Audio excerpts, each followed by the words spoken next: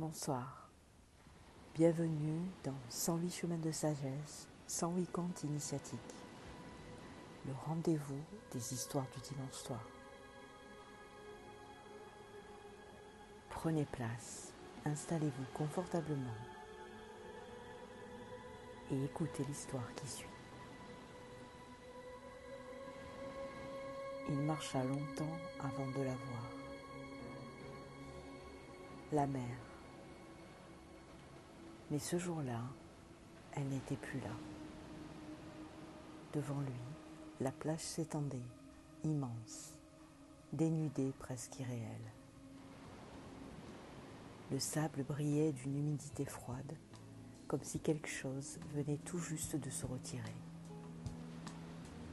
Il s'arrêta à cet instant, car un malaise diffus monta en lui.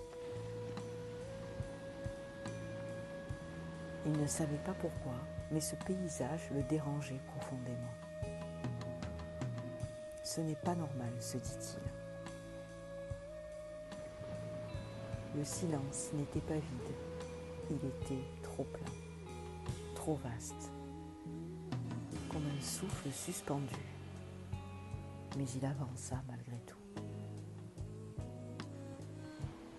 Ses pas laissaient des empreintes dans le sable encore mouillé. Et sous ses pieds, la terre semblait vivante, presque respirante. Mais en même temps, rien ne bougeait. Pas une vague, pas un ressac, aucun rythme qu'il connaissait qui le rassurait. Alors, son esprit commença à s'agiter. Et si ça ne revenait pas ? Et si ce mouvement s'était arrêté ?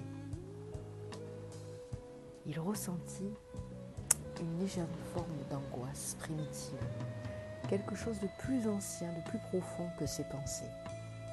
Comme si, sans le mouvement de la mer, le monde lui-même devenait incertain. Il s'assit, non par choix, mais parce que quelque chose en lui ne savait plus avancer. Puis, le temps passa, ou peut-être se lui dilata-t-il. Le vent commença à effleurer la surface du sable. Les reflets tremblaient dans les creux laissés par l'eau. Et peu à peu, malgré lui, son regard changea. Il commença à voir, non pas ce qui manquait, mais ce qui apparaissait. Des lignes, des formes, des traces. Des coquillages enfouis depuis longtemps. Des reliefs invisibles lorsque l'eau recouvrait le tout. Et des dessins que la mer avait laissés en se retirant. Il comprit que ce retrait n'était pas une absence, mais une révélation. Puis, il resta là, immobile, comme s'il écoutait quelque chose. Pas un son, mais un rythme. Un rythme si vaste qu'il ne pouvait le saisir. Alors, très loin, à l'horizon, une vibration. Presque rien, mais suffisante pour le sentir.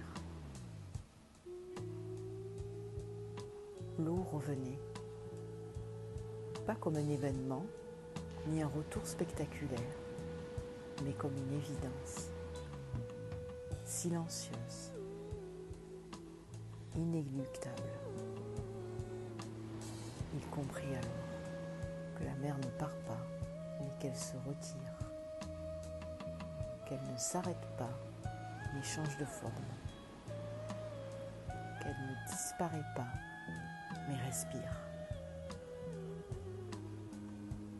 Et ce qu'il avait pris pour une rupture était en réalité une phase de mouvement. Alors, en cet instant contemplatif, il ferma les yeux. Et pour la première fois, il ressentit en lui le même rythme. Quelque chose qui avance, qui se retire et qui revient autrement, qui ne peut pas être forcé.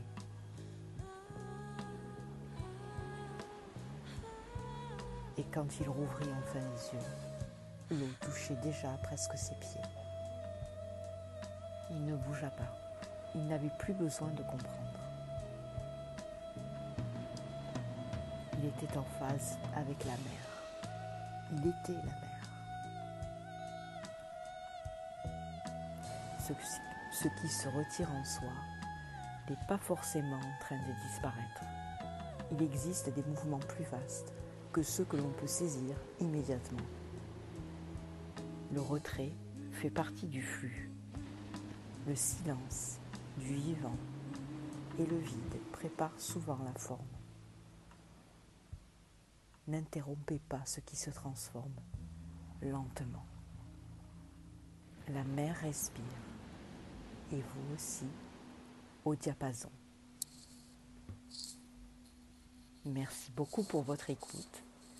Je vous souhaite une très très belle soirée, une douce nuit et je vous dis à la semaine prochaine pour un nouveau numéro de 108 semaines de sagesse, 108 contes initiatiques, le rendez-vous des histoires du dimanche soir. À bientôt.